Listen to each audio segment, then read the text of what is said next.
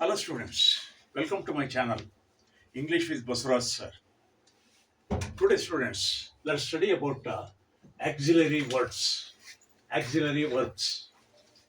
Auxiliary verbs have no capability of their own. They have no their identity. ಈ ಉದಾಹರಣೆಗೆ ಇದನ್ನ helping verbs ಅಂತ ಕೇಳ್ತಾರೆ. ಹೆಲ್ಪಿಂಗ್ ವರ್ಬ್ಸ್ ಅಂತೂ ಕೂಡ ಕರೀತಾರೆ ಇದು. ಯಾಕೆ ಅಂದರೆ ಫೈನೈಟ್ ವರ್ಬ್ ಜೊತೆಗೆ ಇವಿದ್ದಾಗ ಅದು ಯಾವ ಟೆನ್ಸ್ ಅನ್ನೋದನ್ನು ಯಾವ ಟೆನ್ಸ್ಗೆ ಆ ಸೆಂಟೆನ್ಸು ಬಳಸಿದ್ದಾರೆ ಅನ್ನೋದು ನಮಗೆ ಗೊತ್ತಾಗುತ್ತೆ. ಈಸ್ ಅಂದರೆ ಏನು ಗೊತ್ತಾಗಲ್ಲ. ಈಸ್ ಎ ಡಾಕ್ಟರ್ ಅಂದರೆ ನಿಮಗೆ ಗೊತ್ತಾಗುತ್ತೆ, ಅವನೊಬ್ಬ ಡಾಕ್ಟರ್. ಈ ಇದರಲ್ಲಿ 3 ಥರ ಇದೆ. There are 3 types of auxiliaries. ಮೊದಲನೇದು be form, to be form. ಅದು ಯಾವುದು ಅಂದರೆ ಸುಮಾರು ಅದು am, is, are, was, were, being, been, be, ಇವಿಷ್ಟು ಕೂಡ ಟು ಬಿ ಫಾರ್ಮ್ಸ್. ಬಿ ಅಂದರೆ ಇರು, ಲಿವಿಂಗ್, ಎಕ್ಸಿಸ್ಟಿಂಗ್ ಅನ್ನೋ ಅರ್ಥ ಕೊಡುತ್ತೆ. ನಾನು ಆಗಲೇ ಹೇಳಿದಾಗೆ ಆ್ಯಮ್ ಅನ್ನೋದು ಐ ಜೊತೆ ಮಾತ್ರ ಆ್ಯಮ್ ಬರುತ್ತೆ. I am A doctor, I am an engineer, I am A nurse, I am A driver, I am A police man, ಆ ಥರ. ಎರಡನೇದು ಈಸ್. ಈಸ್ ಅನ್ನೋದು ಸಿಂಗ್ಯುಲರ್ ಜೊತೆಗೆ ಫಸ್ಟ್ ಪರ್ಸನ್, ಸೆಕೆಂಡ್ ಪರ್ಸನ್. ಆ ಫಸ್ಟ್ ಪರ್ಸನ್ಗೆ ಅದು ಬರುತ್ತೆ. ಫಸ್ಟ್ ಉದಾಹರಣೆಗೆ he is A doctor, he is A engineer, he is A capable man, ಆ ಥರ. ಆರ್ ಅನ್ನೋದು ಪ್ಲೂರಲ್ಗೆ ಬರುತ್ತೆ. ಪ್ರೆಸೆಂಟ್ ಟೆನ್ಸಲ್ಲಿ ಹೇಳ್ಬೇಕಾದ್ರೆ plural. They are students, we are farmers, ಅವರು ವಿದ್ಯಾರ್ಥಿಗಳು, ನಾವು ಫಾರ್ಮರ್ಸ್ ಅಂದರೆ ನಾವು ರೈತರು, ಆ ಥರ. ವಾಸ್ ಅನ್ನೋದು ಪಾಸ್ಟ್ ಟೆನ್ಸ್ಗೆ ನಾವು ಇದನ್ನು ಯೂಸ್ ಮಾಡ್ತೇವೆ, ಹಿಂದೆ ನಡೆದದ್ದು. Yesterday I was not happy, ನೆನ್ನೆ ದಿನ ನಾನು ಸುಖವಾಗಿರಲಿಲ್ಲ. ವರ್ ಅನ್ನೋದು ಈ ವಾಸ್ನ ಒಂದು ಪ್ಲೂರಲ್ ಫಾರ್ಮ್, ಅದರ ಬಹುವಚನ ಅದು. They were talking when I went their house, they were gossiping when I enter into the class, they were gossiping. ಅವರು ಒಬ್ರಿಗೊಬ್ರು ಗಾಸಿಪ್ ಮಾಡ್ತಾ ಇದ್ರು ನಾನು ಕ್ಲಾಸ್ಗೆ ಹೋದಾಗ. ಬೀಯಿಂಗ್ ಅಂದರೆ ಇರೋ. ಬೀಯಿಂಗ್ ಎ ಹಾರ್ಡ್ ವರ್ಕರ್, ಈ got success in his effort. ಅವನು ಹಾರ್ಡ್ ವರ್ಕರ್ ಆದ್ದರಿಂದ ಸಕ್ಸಸ್ಸು ಅವನನ್ನು ಹಿಂಬಾಲಿಸ್ತು, ಜಯ ಅವನನ್ನು ಹಿಂಬಾಲಿಸ್ತು.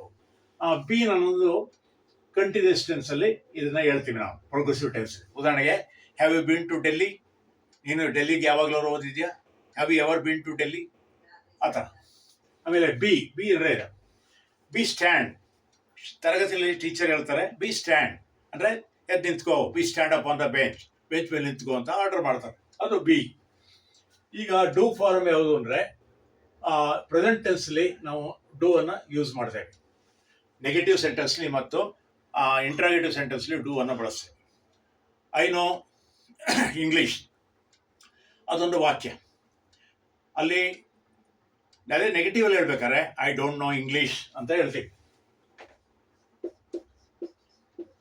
ಐ ನೋ ಇಂಗ್ಲೀಷ್, ನನಗೆ ಇಂಗ್ಲೀಷ್ ಬರಲ್ಲ ಅಂತ ಹೇಳ್ಬೇಕಾದ್ರೆ ಐ ಡೋಂಟ್ ನೋ ಇಂಗ್ಲೀಷ್.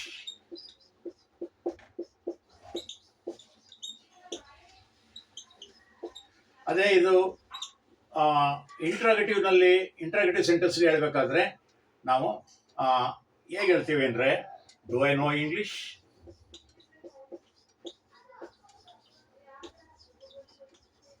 ಅಂತ ಪ್ರಶ್ನೆ.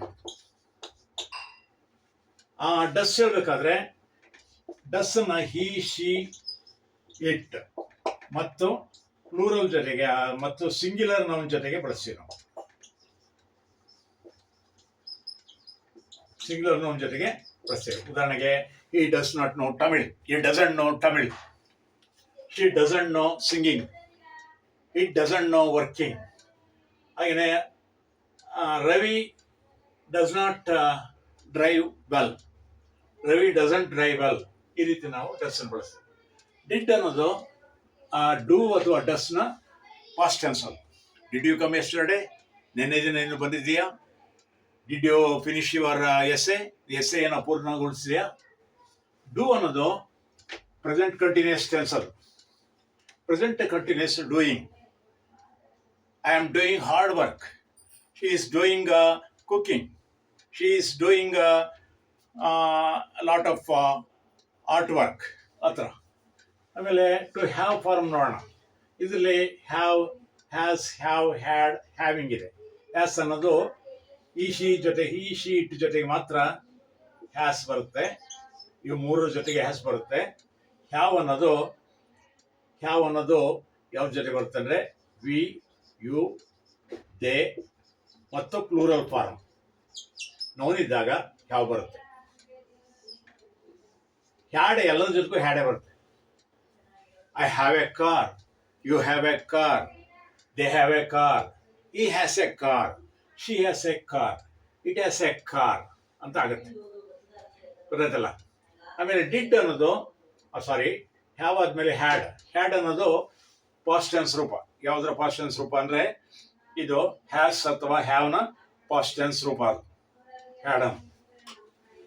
ಈಗ ನೋಡೋಣ.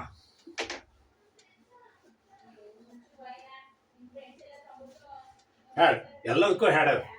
ಐ, ಯು, ಈ, ಹಿ, ಇಟ್, ವಿ, ದೇ ಎಲ್ಲದಕ್ಕೂ ಕೂಡ ಪ್ಲೂರಲ್, ಸಿಂಗ್ಯುಲರ್ ಎಲ್ಲರಿಗೂ ಕೂಡ ಹ್ಯಾಡ್ ಅಂದ್ರೆ ಇತ್ತು. I had a dog while I was young. ನನ್ನ ಬಳಿ ಒಂದು ನಾಯಿ ಇತ್ತು ನಾನು ಚಿಕ್ಕವನಿದ್ದಾಗ. You had a dog, he had a dog, she had a dog. Past tense ಹೇಳ್ಬೇಕಾದ್ರೆ, ಭೂತಕಾಲದಲ್ಲಿ ಹೇಳ್ಬೇಕಾದ್ರೆ ಇತ್ತು. Yesterday you had not come, ನೆನ್ನೆ ದಿನ ನೀನು ಬಂದಿರಲಿಲ್ಲ. ಅದರ ಹ್ಯಾವಿಂಗ್ ಅನ್ನೋದು ಪ್ರೆಸೆಂಟ್ ಕಂಟಿನ್ಯೂಸ್ನ ಒಂದು ಪ್ರೆಸೆಂಟ್ ಪರ್ಫೆಕ್ಟ್ ಕಂಟಿನ್ಯೂಸ್ನ ಒಂದು ರೂಪ ಅದು. ಹ್ಯಾಸ್, ಹ್ಯಾವ್, ಹ್ಯಾಡ್ ಇವೆಲ್ಲ ಪ್ರೆಸೆಂಟ್ ಇವು ಪರ್ಫೆಕ್ಟ್. ಹ್ಯಾಸ್, ಹ್ಯಾವ್ ಅನ್ನೋದು ಪ್ರೆಸೆಂಟ್ ಪರ್ಫೆಕ್ಟ್, ಹ್ಯಾಡ್ ಅನ್ನೋದು ಪಾಸ್ಟ್ ಪರ್ಫೆಕ್ಟ್ ಟೆನ್ಸ್, ಹ್ಯಾವಿಂಗ್ ಅನ್ನೋದು present perfect continuous. Having failed in the exam,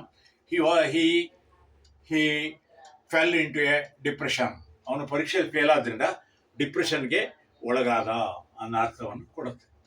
ಹೀಗೆ ನಾವು ಈ ದಿನ ಹಲವಾರು ಆಕ್ಸಿಲರಿ ವರ್ಬ್ಸ್ನ ಕಲ್ತ್ಕೊಂಡು, ಅಂದರೆ ಬಿ ಫಾರ್ಮ್ಸ್ ಅಂದರೆ am, is, are, was, were, being, been, be. ಹಾಗೆ ಡೂ ಫಾರ್ಮ್ಸ್ ಯಾವುದು ಅಂದರೆ ಡೂ, ಡಸ್, ಡಿಡ್, ಡೂಯಿಂಗ್. ಆಮೇಲೆ have form, to have form ಯಾವುದು ಅಂದರೆ ಹ್ಯಾಸ್, ಹ್ಯಾವ್, ಹ್ಯಾಡ್, ಹ್ಯಾವಿಂಗ್ ಅಂತ ತಿಳ್ಕೊಂಡು. ಓಕೆ, ಅರ್ಥ ಆಯ್ತಲ್ಲ ಸ್ನೇಹಿತರೆ? ನಿಮಗೆ ನನ್ನ ಈ ವಿಡಿಯೋ ಇಷ್ಟ ಆದರೆ ಲೈಕ್ ಮಾಡಿ, ಶೇರ್ ಮಾಡಿ, ಹಾಗೆ ಸಬ್ಸ್ಕ್ರೈಬ್ ಆಗಿ ಅಂತ ಹೇಳ್ತಾ ಇವತ್ತಿನ ಲೆಸನ್ ಇಲ್ಲಿಗೆ ಲೆಸನನ್ನು ಪೂರ್ಣಗೊಳಿಸ್ತೇನೆ. Thank you all. Thank you.